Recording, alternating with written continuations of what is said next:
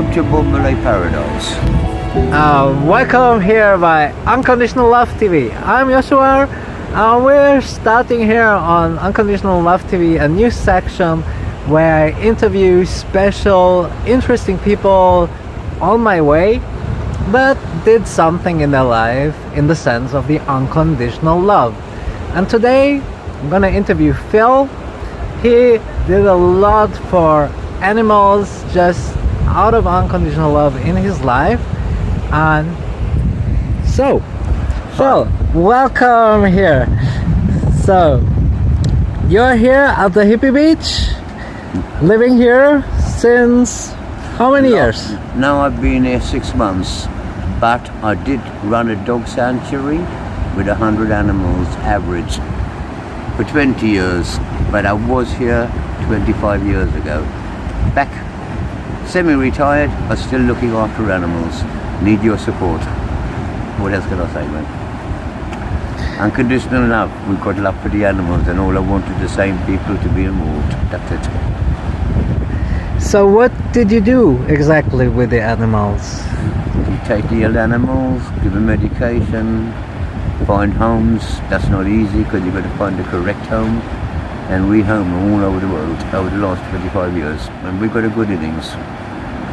Volunteers come and help us as well from everywhere, 2 or 3 times a year. And they're still helping us even now. And now I live in a place called Lagaletta. It's a hippie beach. I have a little colony, now about 15 people. And we're all having a bombalay together and enjoying life. Just for the viewers that don't know, what is the meaning of the word bombalay?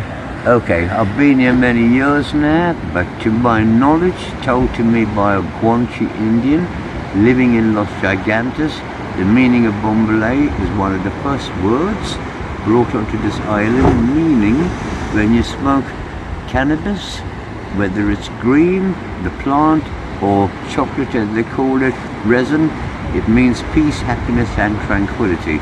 I've lived by this saying all the time, and my life is bombalay. So everyone knows me as Bombalay Phil. This community is now called Bombay Paradise. Come and join us.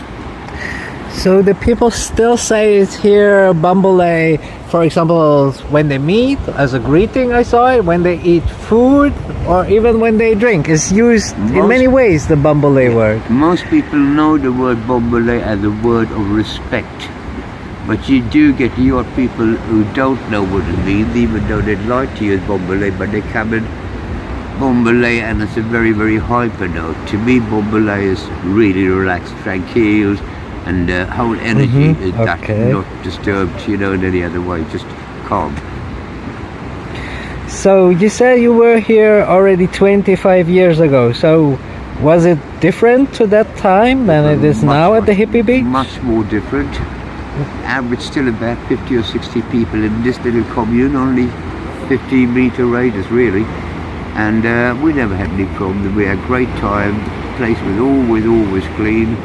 It's not that so much now. This area is, and we're trying to get the other areas the same way. I'm always cleaning. We're always cleaning and cleaning and cleaning, and this is all we need to do, keep the place clean, and we've got a good bombalay life. Again, the word bombalay, so you're sure. So we had the discussion, how is it actually spelled, the word bombalay? B-A-M-B-U-L-E, or what was it? Bombalay. In my way to pronounce it as it says, is bombalay. I would say it's B-O-M-B-U-L-A-Y.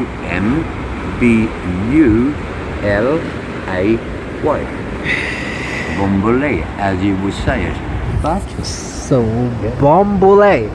You can write a comment if you know it better, if you are a really old hippie that knows it better. So, bombalay or bombalay? What is the real spelling? We'll appreciate it. Many people ask this question. Yeah.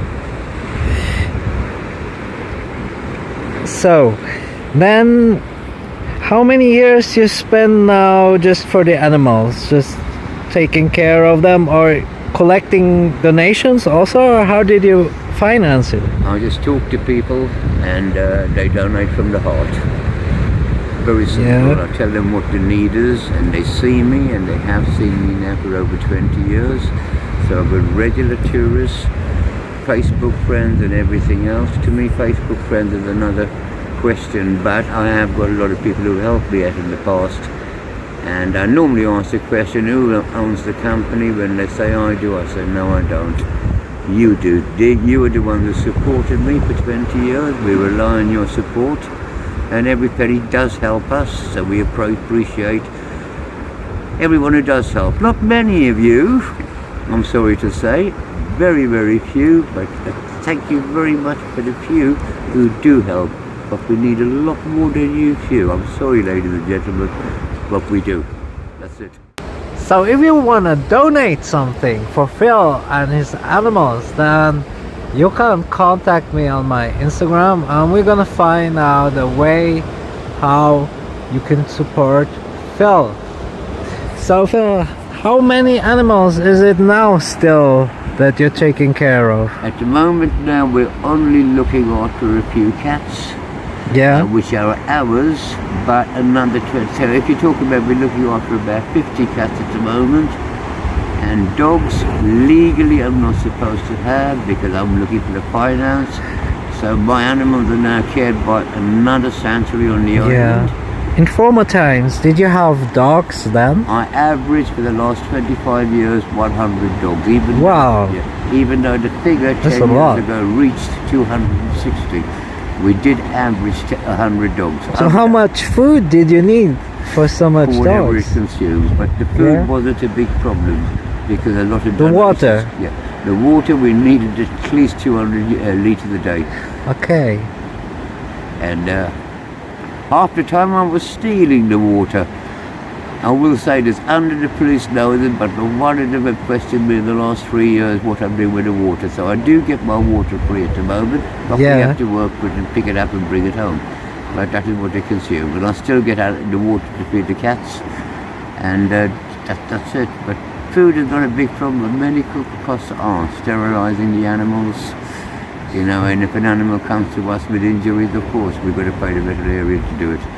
Do what we can ourselves, but if it goes beyond us, then the veterinarian's job. So this is what we need the money for. Medical costs mainly. And of course, flea control, tick control, which is garrapata, or pulga in Spanish. But that is a big problem in Tenerife. It costs a lot of money. So this is what we raise money for, people. And you've helped me over the last few years. We need your continued support. Yeah. So did you have a lot of problems with the police then because of that, or? We've always had problems with the police. Yeah, even really? though I have been registered. Their argument was I couldn't use animals to display them on the streets because it's not allowed by law. And I said, but what is? They used to say to me, find another way. I was a little bit angry about that situation because they said the internet, and I think, well, the internet could just be a picture of a dog. It's not 100% correct, and I don't believe in it to that degree. But people are really seeing a real animal on the street, and a few months later, or weeks later, or years later, they still see the same animal for my back, and they know me for many years. I've got a good record. I've got over 1,000 people on my personal name, 2,000 people on my company name, and yet I have problem with the local government. But I hold my hand up. I'm a little bit older now, so I've taken a step backwards, and I don't physically help the animals, even though staff of mine do from their hearts. I do a lot of administration, and I look after volunteers, raising funds for the company still. And this is what I do now. Meanwhile, I've chilled out in Agaleta, but still living a good life with my animals. I've got one little kitty with me, another dog with me. So you heard it. If you are a beautiful hippie volunteer, you come here to La Caleta at the Bamboo Cave, you're gonna find Phil for a quickie. So the only thing I can say, Bamboo.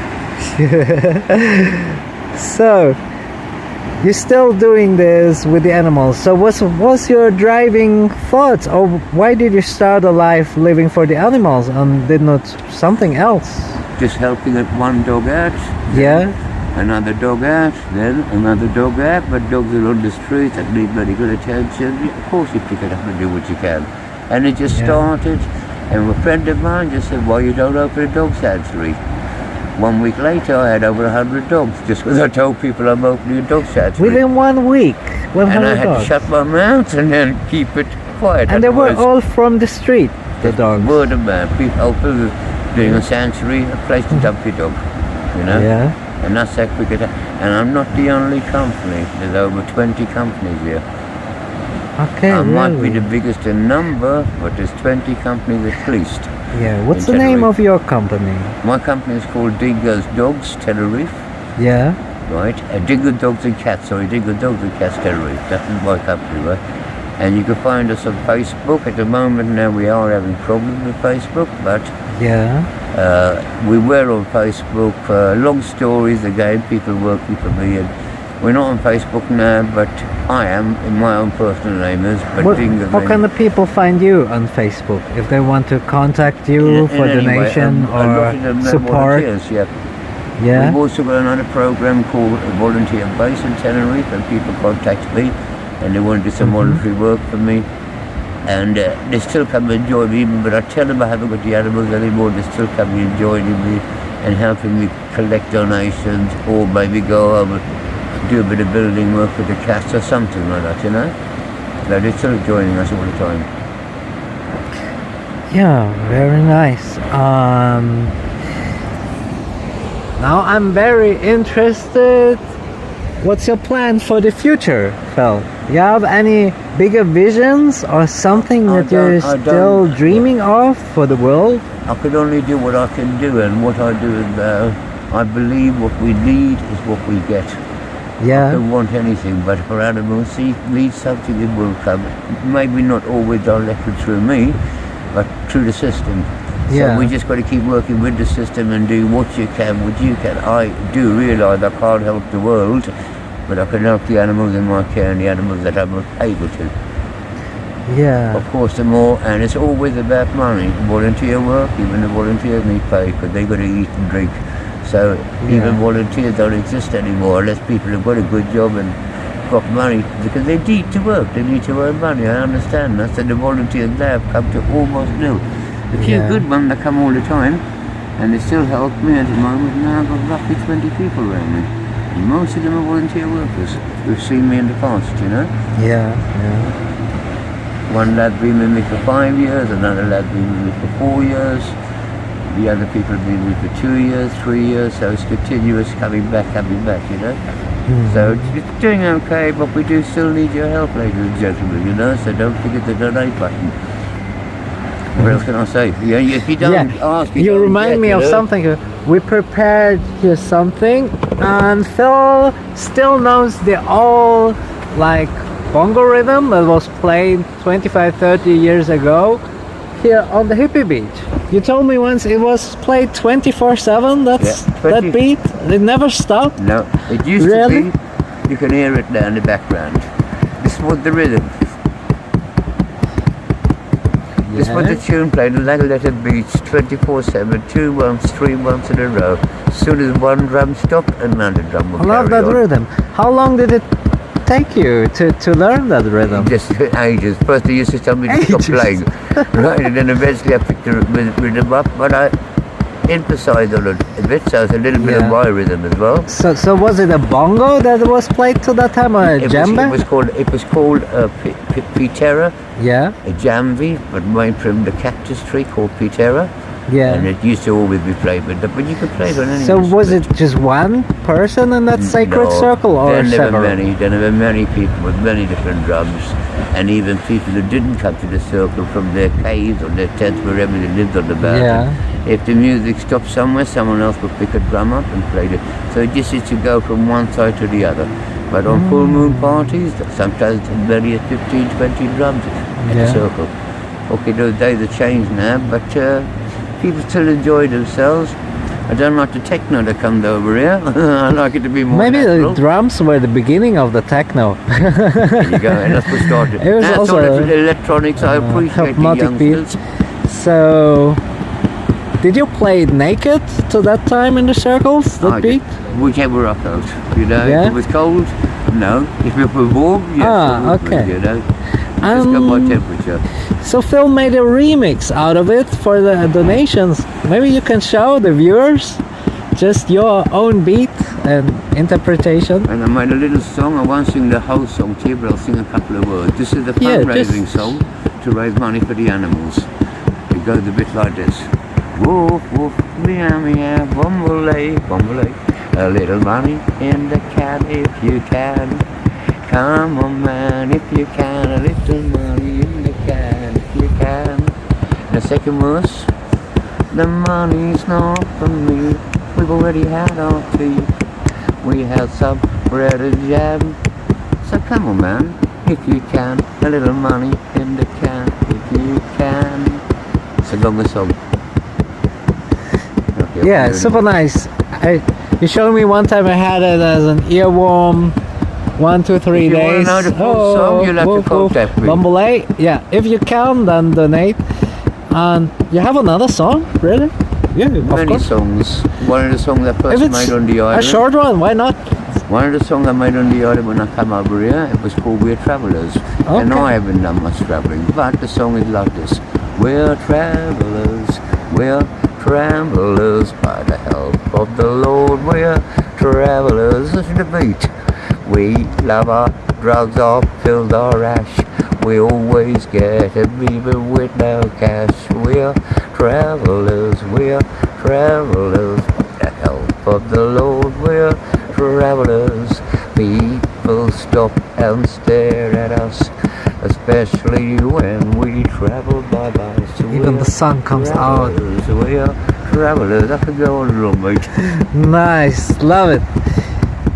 Yeah. So people have an impression from the rhythm to that time. Now another thing, did the people to that time do meditations or Always, they always. always? Yeah, really. So Everyone always. Mate. you once told me, I think, 2 meditations that you do. Can you tell the people about them? How to do them? I forgot them already. One was like I'm floating almost on the sea, like a Yes, boat or okay. something. Maybe this one first. How does it work? This meditation? Meditation, to me, meditation is concentrating on blankness. But in my mind and my way of meditation and yoga and any other thing, I appreciate all that. But my way of meditating is to clear your mind. So the only way to clear your mind is to concentrate on one subject. Then all your concentration is on that subject, which means your mind is clear because it is clear, because you're only concentrating on 1%. 99% is completely clear. So why not use a subject that you're interested in? For instance, a pain in your leg or your hand. Concentrate on that pain only, and all your energy only concentrate. To me, that is meditation. But there's many other so-called exercises which I could tell you, but it's only to guide your mind. But hey, there's no ruling. It's only the way I do it. Everyone else has got their own ways, yoga and other people who know about massaging and doctors and everything else. I'll give them all their respect. It's just my way of doing things. I just believe is if that's hard or if that's soft, I could feel it or I can't. And atoms and waves and water and everything, so it's all concentration. It's in your head. So one of the exercises, pretend you're laying on a platform, or just a scaffold board or something on water, and it's floating, and you just imagine you're there, and you can imagine the sea. If you listen to the sea, you can imagine you're moving with the sea. And then you can imagine the sea getting rougher and you going with it. And if you concentrate on this is only meditation, your mind is clear, and then when you come out, you can slow down, come out into your own space, and you will feel the change in your body, you know. And this is what I call meditation. Anything at all, when you're sitting, meditate, concentrate, and what you're sitting on is there. When you start doing all that, there'll be a time you don't even know when you're sitting. You could be laying on a stone or on a nail, but because you're concentrating, you might wake up later with a mark on your hand, but you don't even know it's there. So you could be. Yeah, so meditation, Joshua, what do you call So it? the key is a long concentration, Yeah. that you can concentrate. And Just- without disturbance. Yeah, I couldn't do it for 20 years looking after my dogs. yeah. You've got to get away from it all. You know, that's why the original hippies over here have got normally 2 caves or 2 places. One is away from everybody, and nobody goes there. They've got their family or the community cave, But when you want to meditate, you go on the mountain, sometimes you don't even know where. And they spend their own time, and that is meditation, 100% concentration on a subject is the only way. How can you focus on blankness? You've got to find something to concentrate on. So, in my case, especially people with ailments, concentrate on that part, every bit of energy, and think about it. When you see it curing, then you get the confidence of working on it even harder. So that's only my way. It works for me. So, how do you do it exactly with this sea ocean meditation? Just in simple steps that everyone can do it. How you start? You started sitting, or you lay down? You're sitting on, for instance, we're taking a floating door, an ordinary door, floating, a wooden door floating. You're sitting on there, then you lay on the door. You imagine this. You can imagine while you're sitting there, the sea, even while you're sitting, the sea getting a little rough, as you think, oh, I better lay down. And when you lay down, the sea is really rough. So then you hold on to the board, because the sea getting a bit rougher, and you really toss around, and then you could really get the idea that the sea is rough, and then your mind thinks, quick, come on, sea, calm down, and the sea will calm, and you see the sea calming down. On what do I concentrate? Anything. You could even lay on your meditation. bed, just your ordinary bed. Okay. At home, just lay there, in any position you are, but just lay there. Just concentrate that you're laying on this raft, and you see it rapid, and it slowly gets calmer and calmer and calmer until you can sit back under it again and think, oh, that was a good trip, you know. And there's nothing at all in a trip, it's just you meditating. And if you do that a few times, then it's... But once again, Joshua, what can I tell you you don't already know? People know if they concentrate on something, it works, and everyone knows this. Yeah. You know? Do you have another meditation for us? What? Sorry. Just concentrate on wherever you're just sitting. Every part of your body. Yeah. At the moment now, every part of something solid. The bottom of your feet on your shoes, put pressure on it. The bones on your bum that you're sitting on, put pressure on it. My hands are on the lock, put pressure on it. Okay, with the feet and the hand, I just press wherever I just sit, and down. Rock. Feel the energy from the rock. Okay, concentrate. But every part you concentrate, put pressure on pressure, which means you're concentrating. And do you just you lose concentration sometimes. Hold the pressure, or do you release it from time to time? Try to keep it as long as you possible. It'll release on its own. Yeah. You know? Come on, come and say hello. I think Jan wants to go to the toilet. We can make no video of that. Yeah. Anyway. So, more or less. This is Jan. So, yeah. What else can we learn from you? If you could teach us 3 of your most important wisdoms that life taught you, can you share this with us? Just really understanding what good is and what bad is, what right is and what wrong is, and what white is and what black is. We know it. You just got to understand it. That is something I cannot tell anybody. It has to be within them. The most important thing in life is what you feel yourself. It can't be explained. Happiness, mate. Just being happy. And being happy is feeling good. And how do I feel good? I don't do anything good or bad or wrong or right. I know what's good, I know what's bad, and I just live the way I feel. And I don't feel like being a bad boy, so I'm not a bad boy. I'm a good boy. So, you know, that's life to me. If you think correct, you're having a correct life. So you have any secret for staying happy, or what? When you're smiling, the whole world smiles with you. And when you're crying, keep on crying, the sun comes shining through. But when you're crying, you bring out the rain. You know the song? So, guys, Babule, you heard it? Smile. Best already when you wake up. Smile 5 minutes and convince your body that you are happy this day. That is what Bombay means to it. Yeah. Maybe another thing that you learned in life? What can I say, man, that people don't know?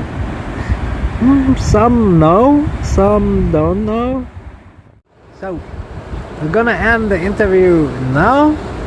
Battery is low, and hope you enjoyed this short interview and could get some impression, some zip of the energy of Phil. If you want one more interview, write it in the comments. Yeah, hope you enjoyed this start 2020 with a new series, meeting interesting people, special people all over the world. So see you next time. Bye bye and ciao ciao. And Last words is Bombole. I knew it. Bombole. Donate now. God bless.